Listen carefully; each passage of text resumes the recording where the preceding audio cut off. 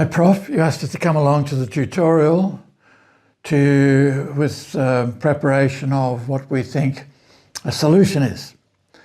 Well, I know that I can make a solution by mixing water and sugar, so I'll say solutions are mixtures.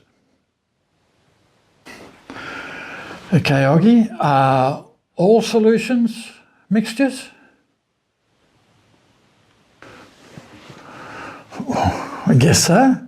Yeah, must be. And are all mixtures solutions? Well, yeah, again, I think they must be, yeah. Tell me, Oggy, are all cats animals? Cats? Yeah, of course all cats are animals, Prof.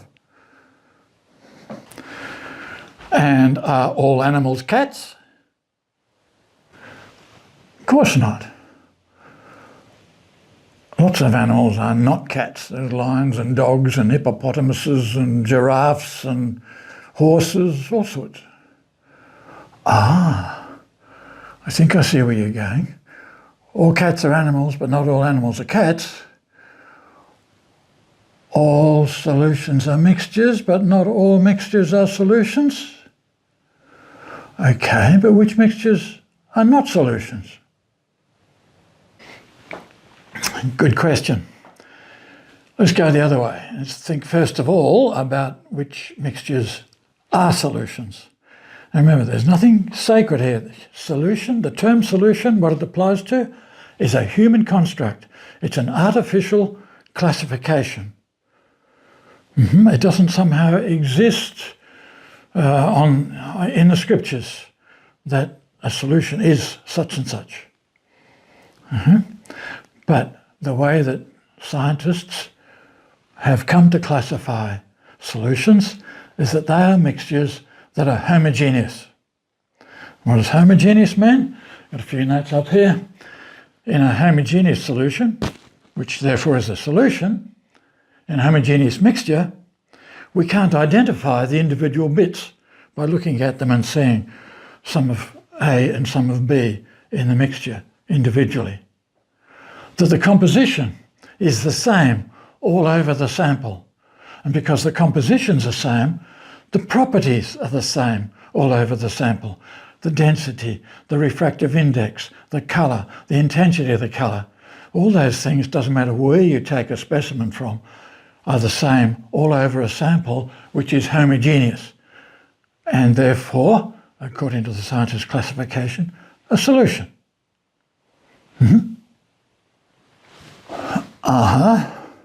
Like a sugar solution, like salty water, seawater, like wine. Yeah, I can see those. In fact, anything that dissolves in water gives us a solution, yeah? Okay, but you're limiting yourself a bit. It's not just things that are dissolved in water that give us solutions.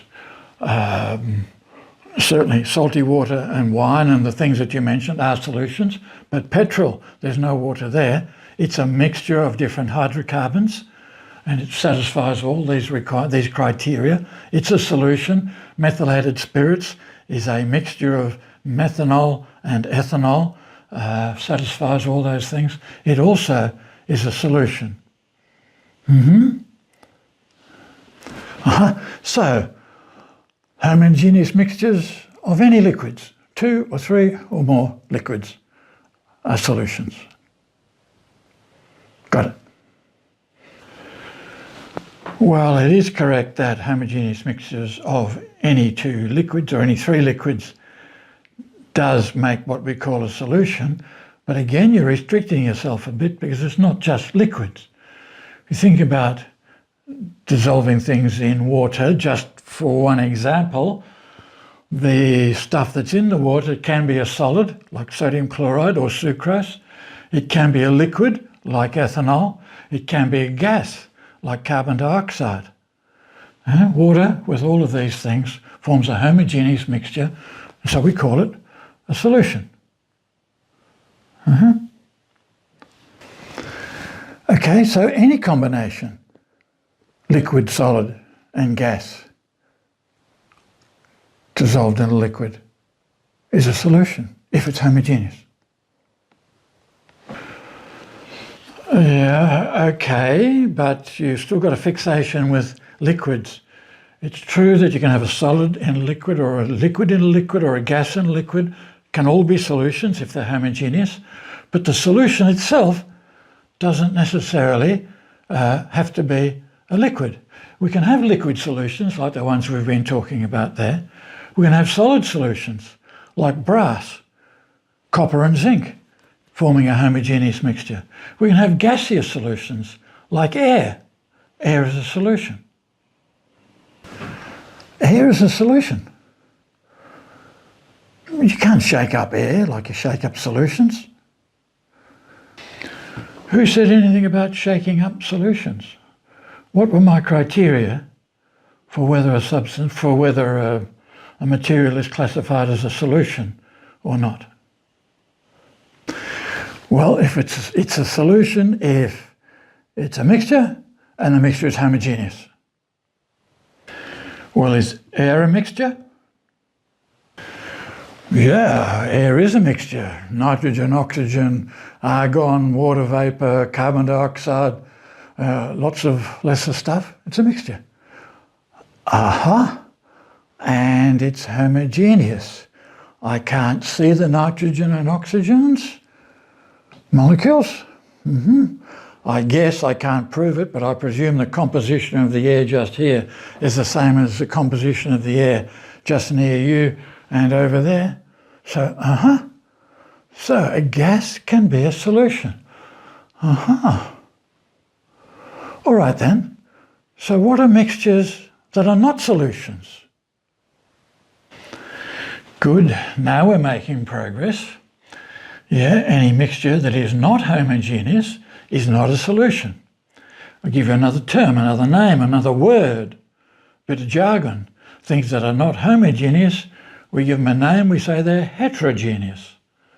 So heterogeneous mixtures are things like water and sand, air and dust, air and smoke, liquid concrete. Before it's set, there is cement, there might be gravel, there might be sand, and the characteristic of those that some components are distributed, we say suspended in the other components.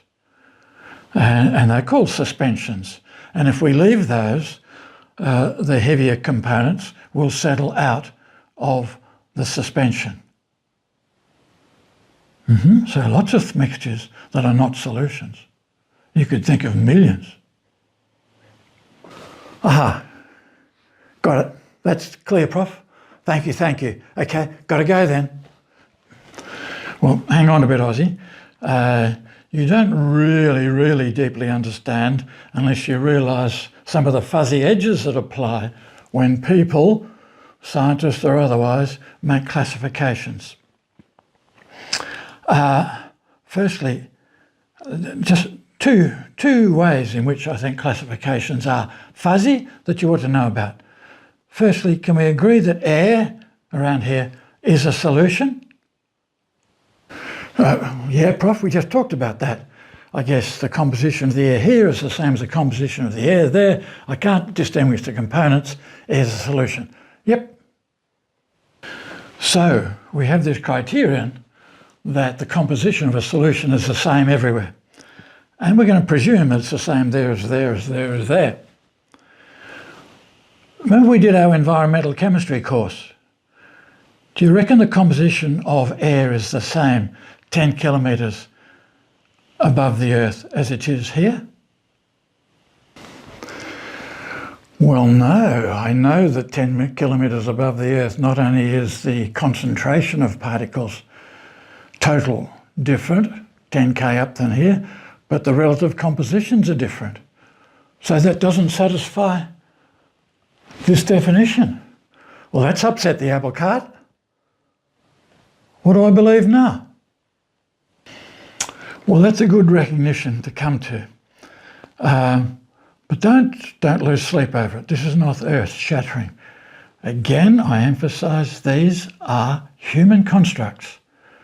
And when we're talking about a sample, some stuff being homogeneous, by and large we're talking about in this room, in this laboratory, in this container, is the composition uniform all over that sample. And if we want to extend it to the whole of the atmosphere, then it breaks down.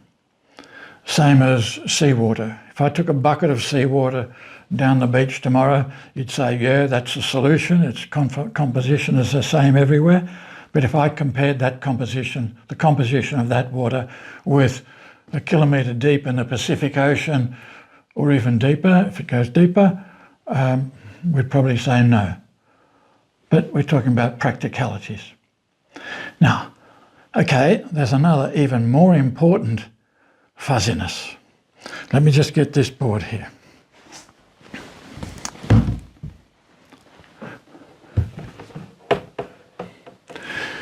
Okay, we're talking mixtures. Mixtures of one component in another. And now I want to talk about size. A helium atom has got a size of 0.1 nanometers. A nanometer is 1 billionth, 1 by 10 to the minus 9 of a metre. Okay, so we're going to use that as our scale. Small molecules go up to about 2 nanometers. And in solutions, either in air, ethanol, in water, that's the sort of range of sizes of water, ethanol, methanol, nitrogen, and the like. There's a whole pile of mixtures in which the particles of some of the components are quite a bit bigger than that, from something like 10 to 1,000 nanometers. They're invisible to the eye, but from about 200 nanometers upwards, we can see them under a simple optical microscope. Now, are mixtures which are homogeneous, but are invisible to the eye but visible under a microscope, solutions? We can't really change our criterion, our definition. This is a solution or it's not a solution, depending upon whether we're looking at it through a microscope or not, can we?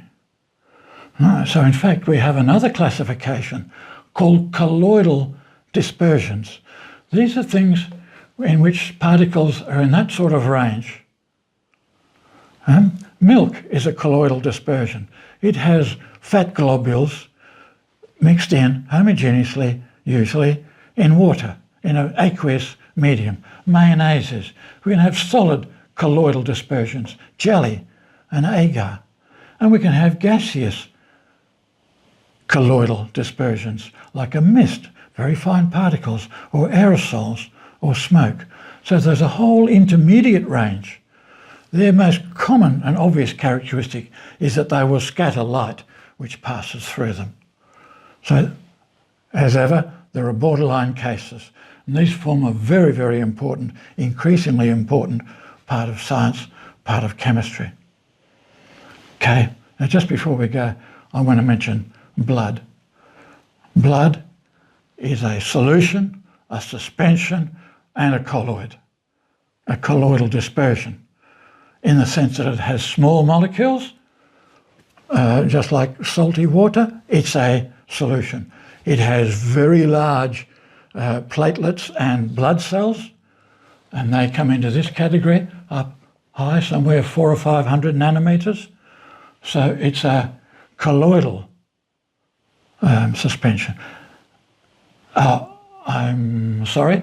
Very, very large, 5,000 or 6,000 nanometers. That's a suspension. But they also have some large proteins and the like, which are in this range. And so it is also a colloidal dispersion, all at the same time, depending upon whether you're looking at it from whichever component is in the blood, the plasma medium. So, there's a lot to think about there. The question was simple. What is a solution? Yeah, and my answer to that question when I came in was that solutions are mixtures. End of story. a little bit oversimplistic, eh, Prof? But thanks. That's really, really, really, really clarifying.